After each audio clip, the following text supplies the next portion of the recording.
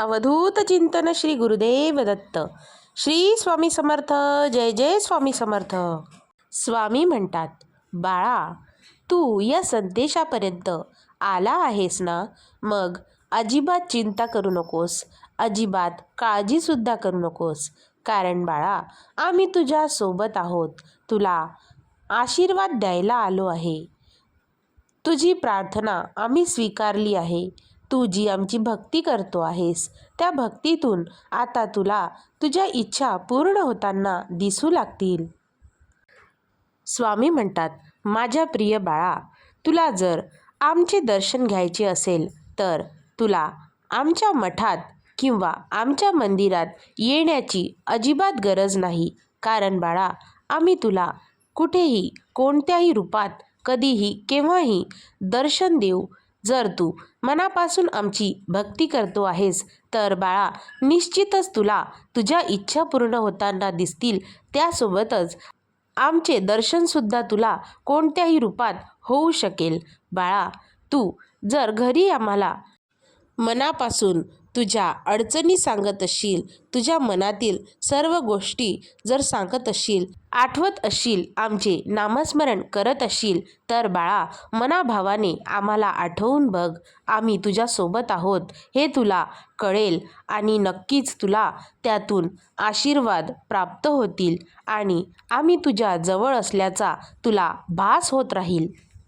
स्वामी म्हणतात, बाळा, या क्षणापासून आजपासून तुझी कोणतीही इच्छा आम्ही पूर्ण करू. बाळा, तुझा आमच्यावर विश्वास आहे ना, मग काळजी करू नकोस. कशाला रडतोस, कशाला चिंता करतोस? आम्ही असल्यावर तुला अजिबात चिंता करण्याची, रडण्याची गरज नाही. बाळा, तुला लोकांसमोर रडत सांगत बसायचे नाही आहे की तुला कुठल्या प्रकारचा त्रास होतो आहे. तू फक्त आणि फक्त तुझ्या या ब्रह्मांड नायकाला, तुझ्या परमेश्वराला तुझ्या मनातील सर्व गोष्टी सांगत जा.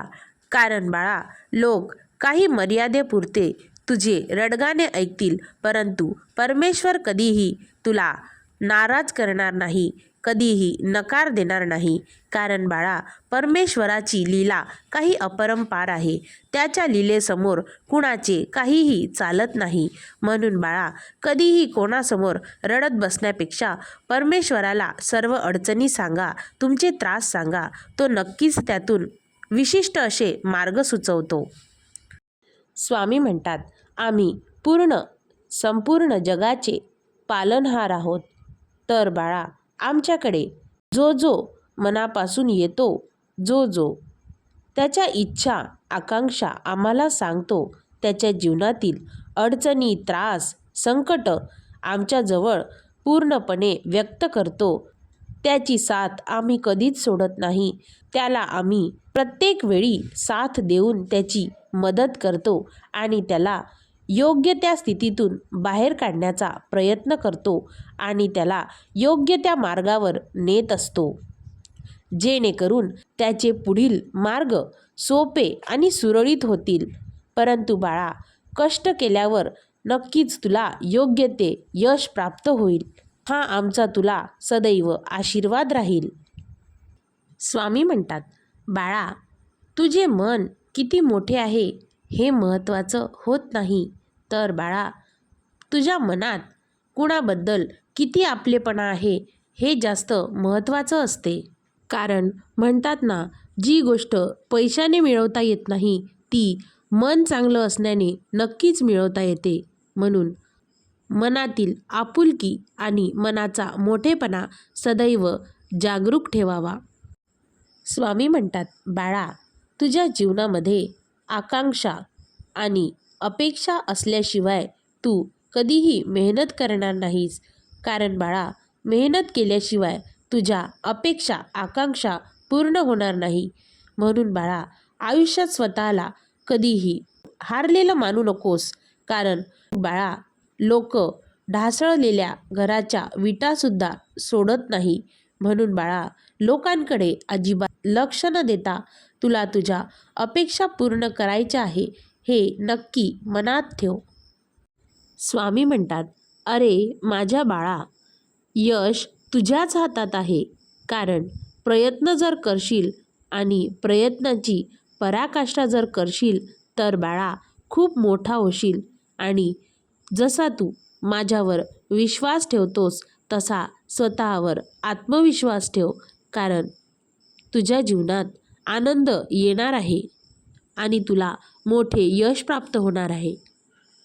स्वामी म्हणतात, तू कितीही मागितलं तरी सुख उसनं मिळत नाही. जीवनामध्ये प्रयत्नाशिवाय कधीच ध्येयाचं शिखर गाठता येत नाही.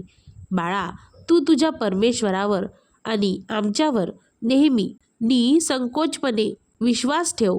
योग्य वेळी आम्ही तुला इतकं देऊ की तुला मागायला काहीच उरणार नाही.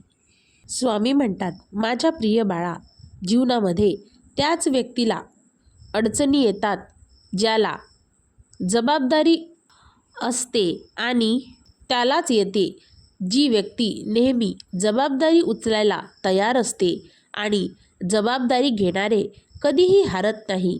ते त्यातून जिंकतात आणि त्यातून काहीतरी शिकण्याचा प्रयत्न करतात आणि एक दिवस खूप मोठे होतात. आणि त्यातलाच तू एक आमचा भक्त आहेस.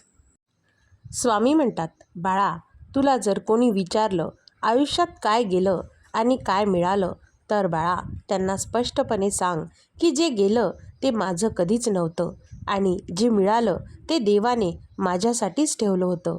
कारण माझं आणि माझ्या देवाचं एक सुंदर नातं आहे, जिथे मी जास्त मागत नाही आणि स्वामी मला कधीच कमी पडू देत नाहीत.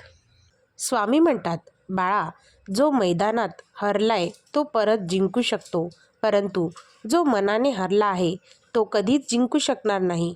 कारण बाळा, तुझ्यातला आत्मविश्वास हाच तुला सर्वात मोठा होऊ देणार. त्याला डगमगू देऊ नकोस. तुझ्यामधला आत्मविश्वास जागा कर. यश नक्की तुझंच आहे. बाळा, अडचणीच्या वेळात सगळ्यात मोठा आधार म्हणजे तुझा असलेला स्वतःवरचा विश्वास, जो तुला मंद मंद हास्य करून सांगतो, तुझ्या कानात येऊन सांगतो की आता सर्व काही ठीक होणार आहे. आणि बाळा, त्या मनाला आम्हीच आज्ञा करतो की तुझं आता इथून पुढे सर्व काही ठीक होणार आहे, चांगलं होणार आहे. त्यामुळे बाळा, काळजी करू नकोस. आम्ही तुझ्या सोबत आहोत. स्वामी म्हणतात, बाळा, तुझं आयुष्य हे दुसऱ्यांच्या आयुष्याशी तुलना करत बसू नकोस. कारण तुलना करत बसलास तर तुला कधीच मनःशांती मिळणार नाही. बाळा, जे तुझ्याकडे आहे त्यामध्ये आनंदी राहा. स्वामी म्हणतात, बाळा, तुला जीवनामध्ये काही मिळवायचं असेल तर तू जिथे असशील तिथून सुरुवात कर. तुझ्याजवळ जे असेल त्याचा वापर कर आणि तू ते कर जे तुला जमते आणि तुला नक्कीच यश प्राप्ती होईल. स्वामी म्हणतात, बाळा, तुझ्या आयुष्यामध्ये तुला असं वाटत असेल की काहीच नाही तरी चालेल, पण बाळा, तुझ्यावर या ब्रह्मांड नायकाचा हात असल्यावर तू कशाला घाबरतोस, कशाला चिंता करतोस? बाळा, नेहमी चांगले विचार कर. तुझ्या जीवनात अनेक चांगल्या गोष्टी घडू लागतील आणि ब्रह्मांड नायकाचा तुझ्या डोक्यावर हात असल्यावर तुला कशाची चिंता करण्याची गरज नाही. आम्ही आयुष्यभर तुझ्यासोबत आहोत, हे मात्र कायम लक्षात असू दे.